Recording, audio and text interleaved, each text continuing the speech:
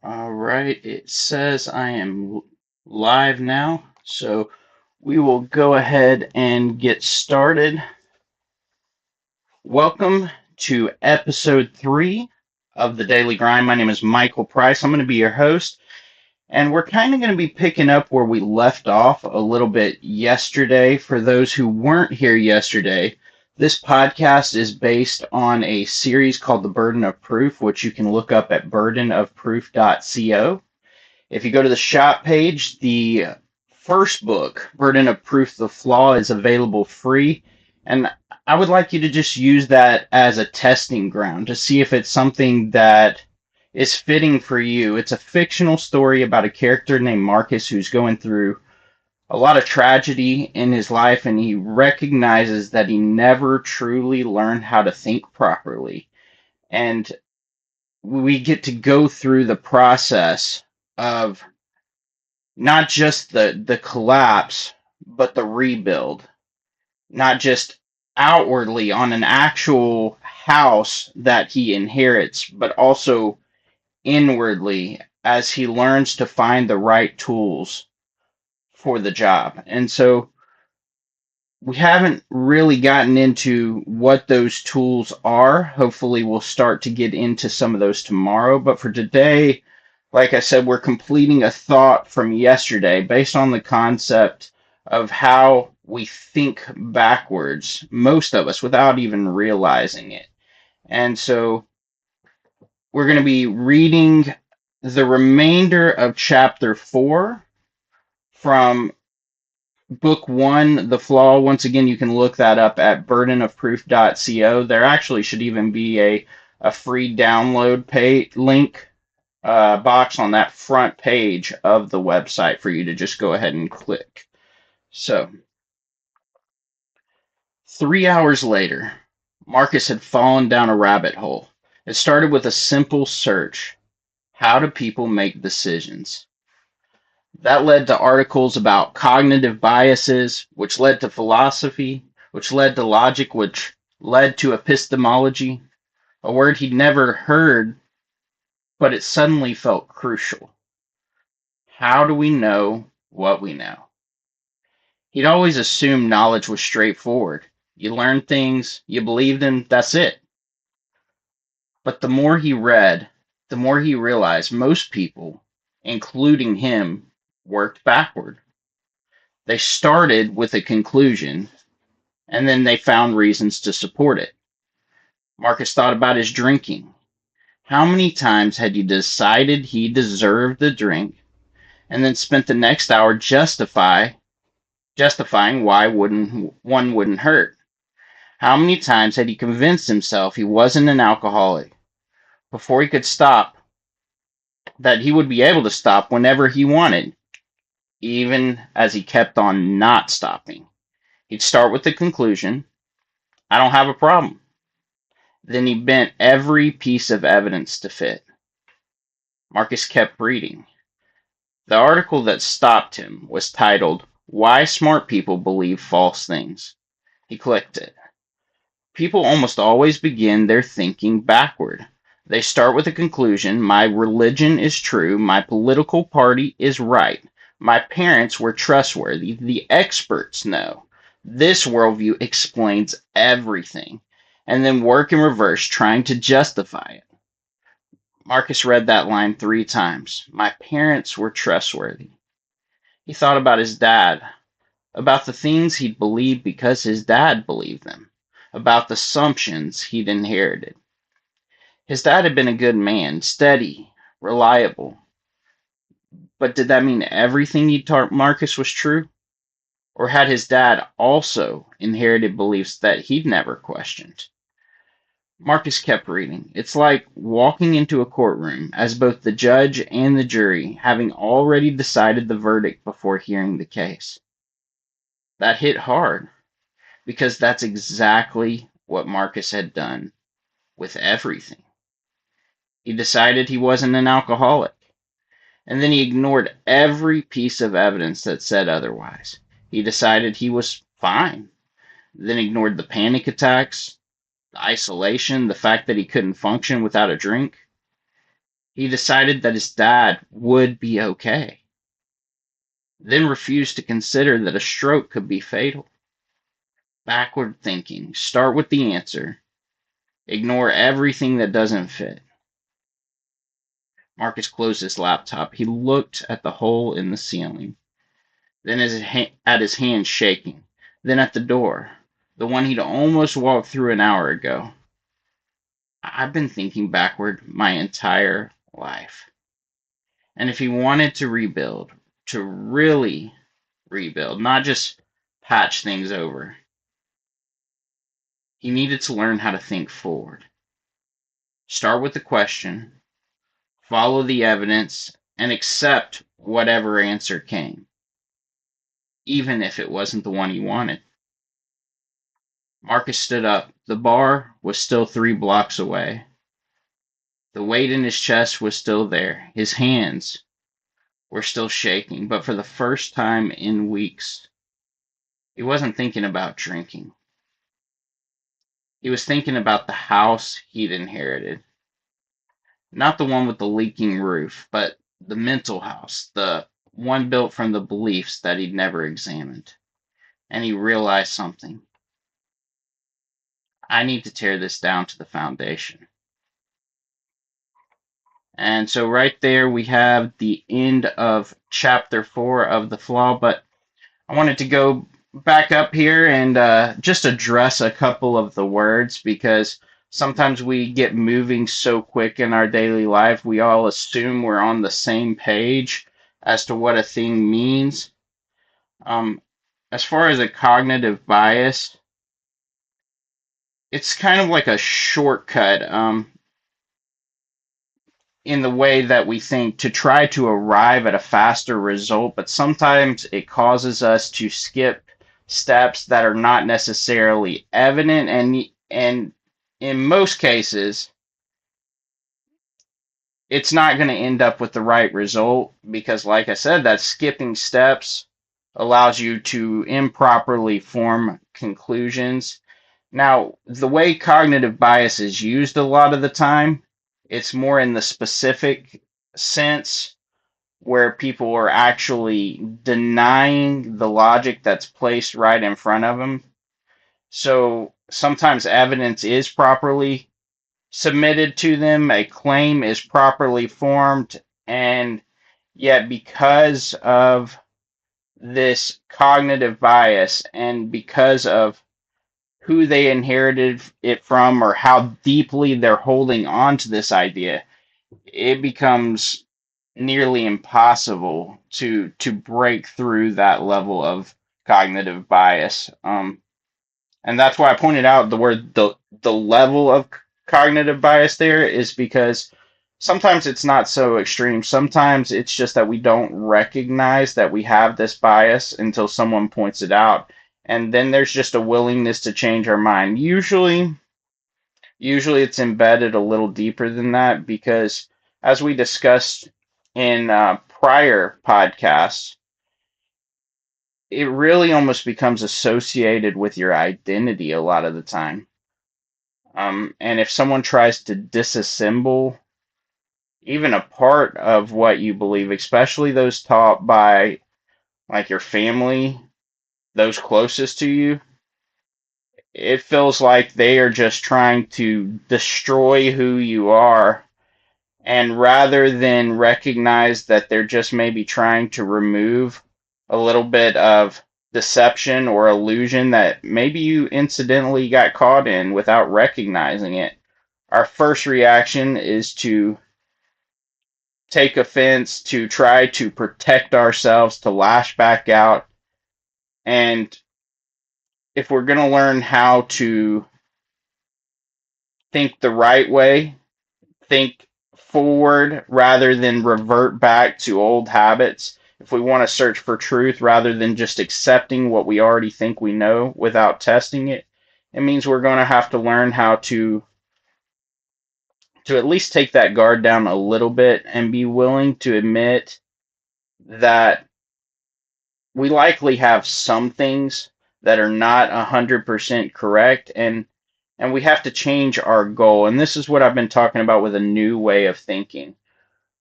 we have to change our goal from what we think we want, those beliefs we've inherited, to looking at the person we want to become. Do we want to become the person who thinks they had the truth, or the person who's willing to hear a matter out to the end, to test it to the best of our ability, and to, in the end, even if we were wrong many times along the way, be ready to learn what is right, what is true?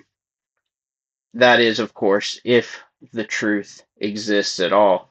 And we will get into more of that subject about the existence of objective truth a little bit later, but it's going to require some tools that, while many of you may already have, there are others who will need to develop, because we're all at different steps in this walk, and we need to be gentle with one another and kind with one another in how we approach the fact that we're all raised with different backgrounds and we're all in different walks, and things that you recognize. And this has been a big thing that's been really weighing on me, is how many assumptions that I have had about what people should or shouldn't recognize, assuming that they're going to come to the same conclusion that I come to on certain matters, because for me, in certain situations, the logic seems obvious.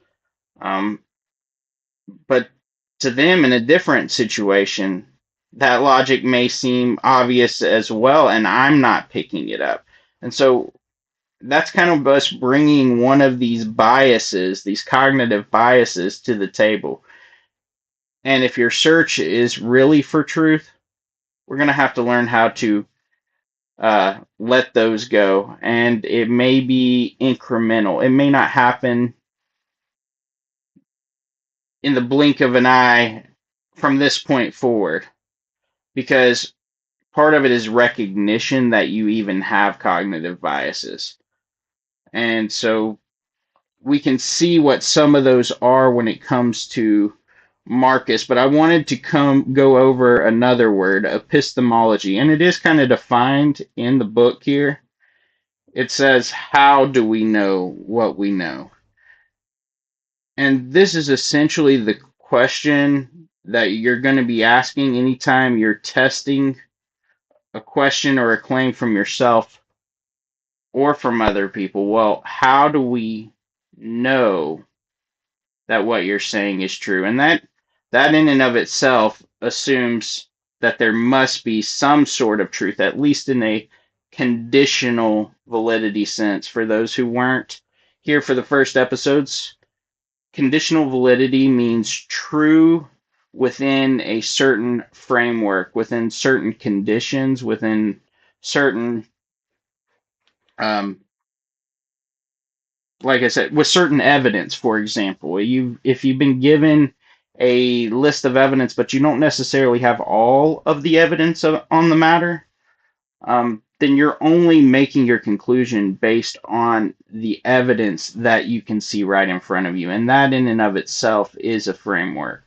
You can also set a particular framework for a conversation or a debate being had. And let's just try to, I'm just going to be vague about it for now, but you say, assuming that this is true, so operating under this being an absolute truth, even though we haven't proven that, uh, then we make a claim or a question within that framework and try to answer it accordingly. And as I said before, this is how most of us have to operate. We have to operate that way because the steps for absolute truth, um, it's really difficult to even prove them at all, if it's even possible, which we'll get into more as we talk about this series as step by step.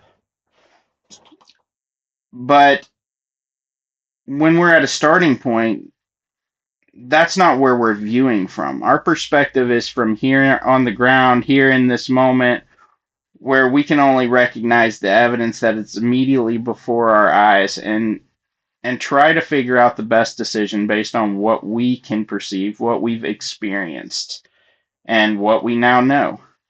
And so that in and of itself is a framework, a conditional framework. But when we ask the question, how do we know what we know, it can be within that framework, or it can also be within the sense of absolute truth, if and only if someone has managed to prove that absolute truth does in fact exist.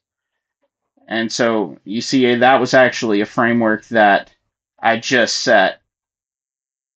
So it was an example within itself to show that we haven't proven yet that absolute truth does exist, and therefore we're working within that framework even though it hasn't been proven yet. So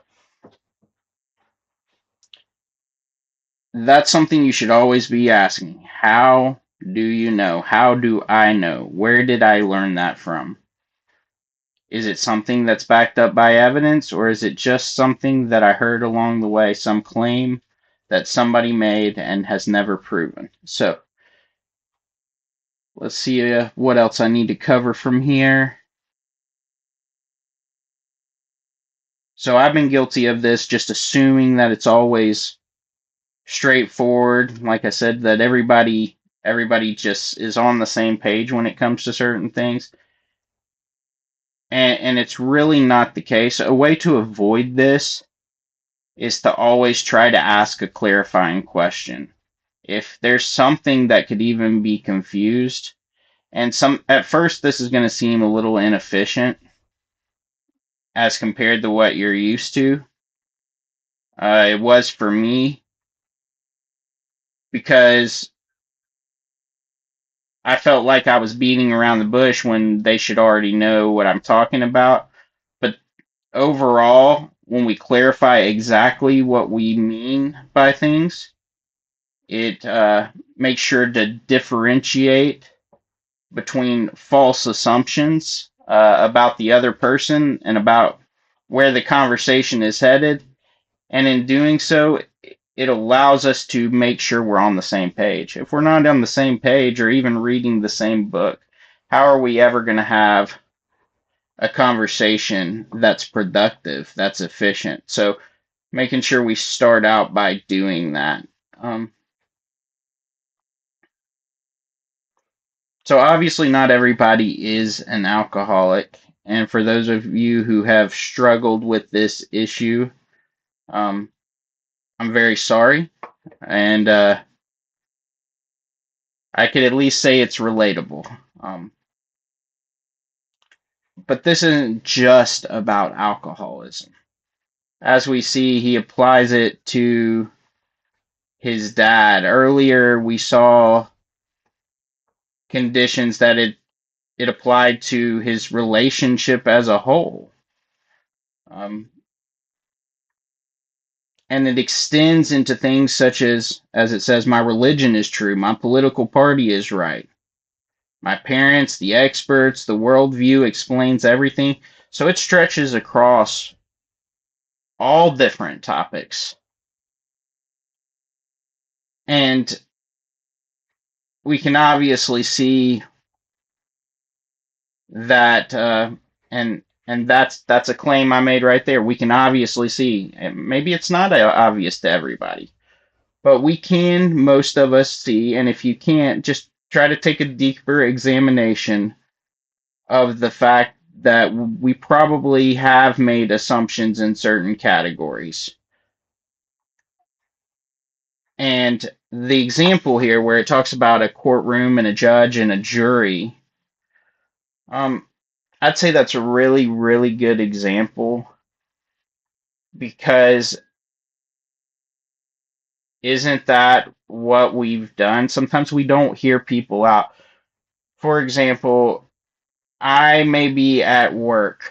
I'm a server currently, and there has been times where I just assumed people's motivation was from ill intent. And that caused a frustration rather than a recognition of the fact that they may have actually been given a higher priority task by someone higher up than me to accomplish something, and I'm sitting there getting frustrated when in reality they're doing exactly what they should have done the whole time. I'm the one who is in the wrong, and sometimes, say for example, they were actually not doing something that should have been done. They skipped something. They intentionally uh, didn't do part of their job before going home, for example.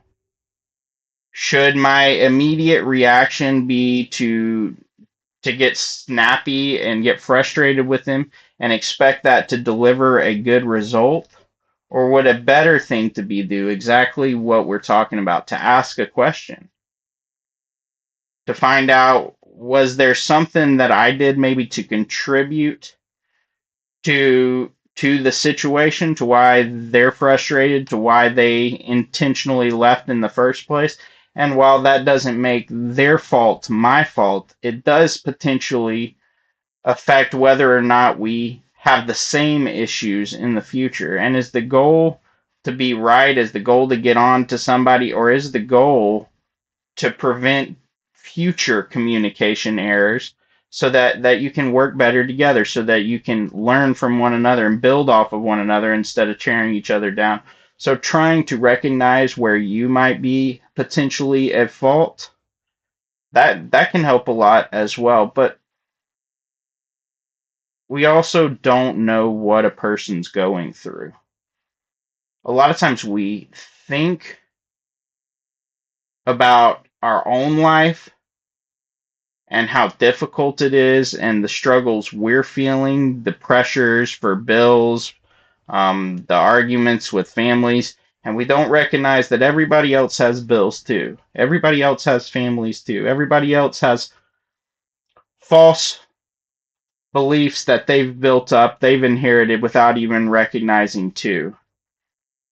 And we're all going through this journey together. And if we really want to find truth, we're going to have to recognize that it's not likely that anybody has all the pieces, that they've got it all figured out. If they do, please let me know. I'll be waiting. Go ahead and drop in the comments. But if you're like me, you recognize that learning, growing, it's a process. You don't just start at the end of the journey and have it all figured out. And this is why you don't. Exactly what's happening in this book. Because he concluded a bunch of different things that, he thought he had the end figured out. He knew his drinking couldn't be a problem. It was just a thing he enjoyed doing. And he could stop, right? He could absolutely stop anytime he wanted, and yet he didn't stop. Why not? Well, he can tell himself that it's because he just wanted to drink, that it was actually okay and he just wanted to. But obviously, he could see some of the consequences going on. Maybe he wasn't willing to accept them at the time, but he could recognize that there were consequences with his relationships, with his grades. If you read around this chapter in the book, um, but he wasn't willing to accept it because he'd already come to the conclusion.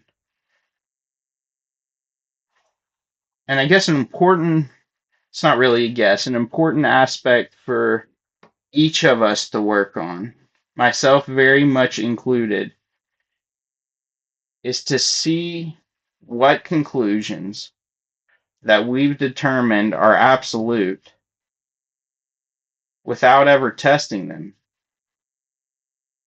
And we need to start putting them to the test now, today. So let's see if there's anything else from this I wanted to cover particularly.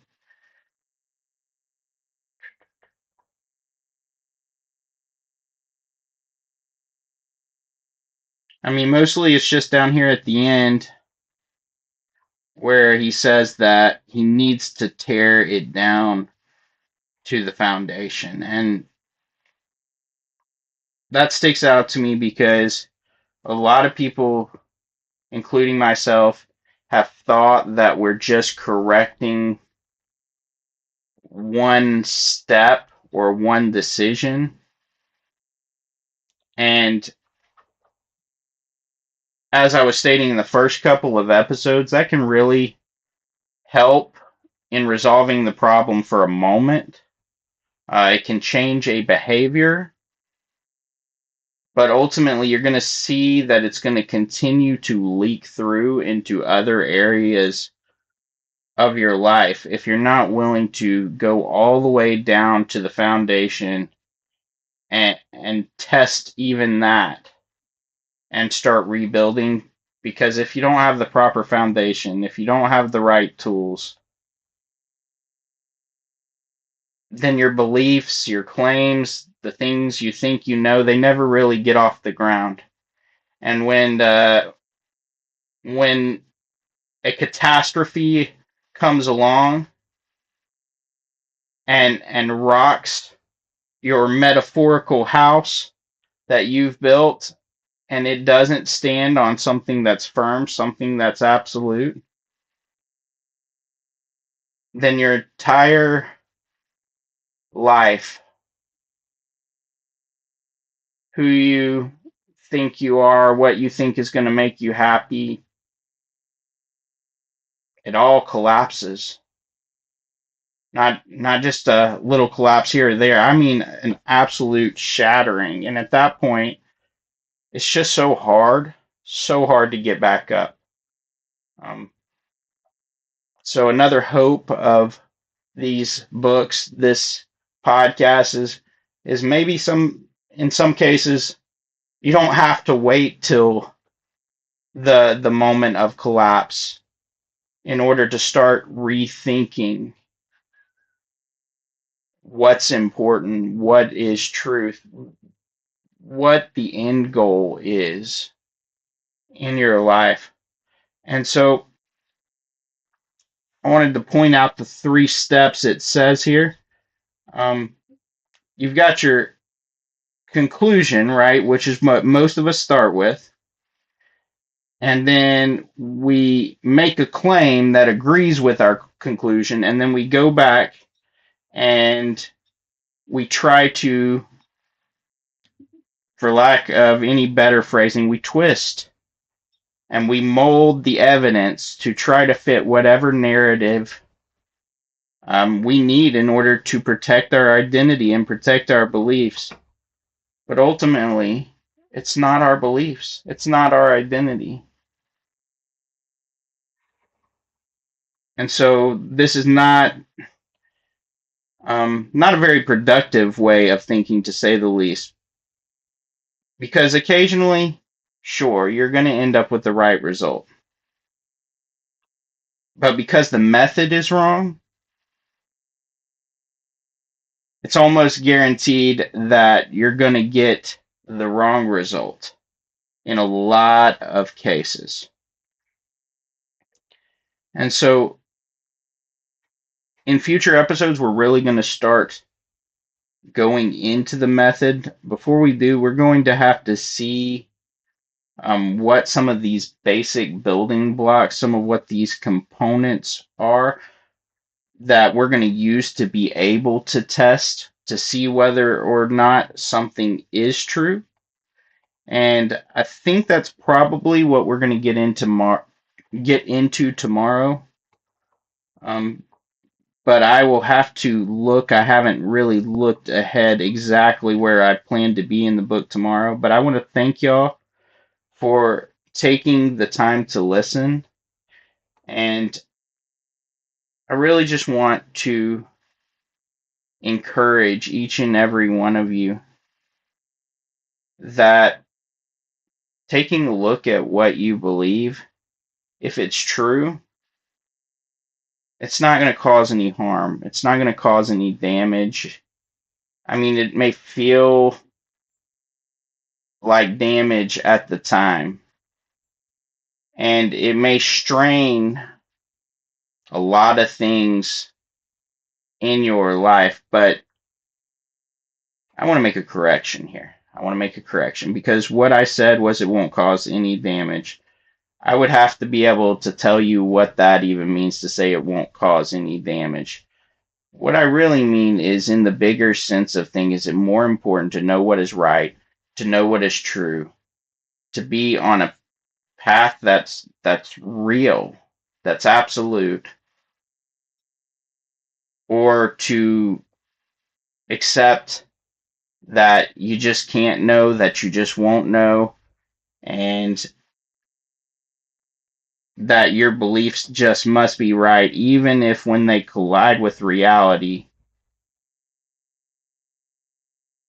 it becomes evident that these beliefs can't be true.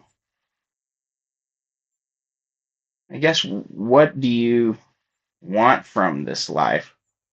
What's the end goal? What's the purpose? Is the purpose truth? Is it growth? If so, growth toward what? Is the purpose knowledge? Knowledge to do what? Why?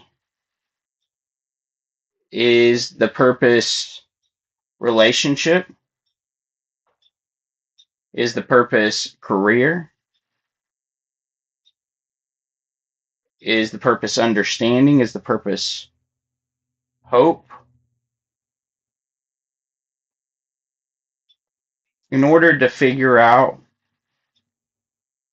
which decisions we should be making, we have to know the direction we're going. We have to question our motivations, and we have to line our motivations up with the direction that we intend to end up ultimately. Um, Otherwise, we're just kind of wandering aimlessly. But what conclusions have you already assumed that you never tested? And I hope before tomorrow's episode, maybe you'll have a few of those so that if we do start managing to get into the tools that are properly used to assess those, that you'll be prepared to put your beliefs on the table and to search for truth. Um, so hope you'll bring your coffee tomorrow and be ready to search for a little clarity.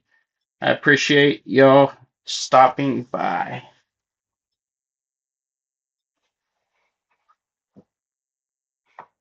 Sorry, it's taking me a moment because I'm shutting off two streams here. All right, y'all have a great rest of your day.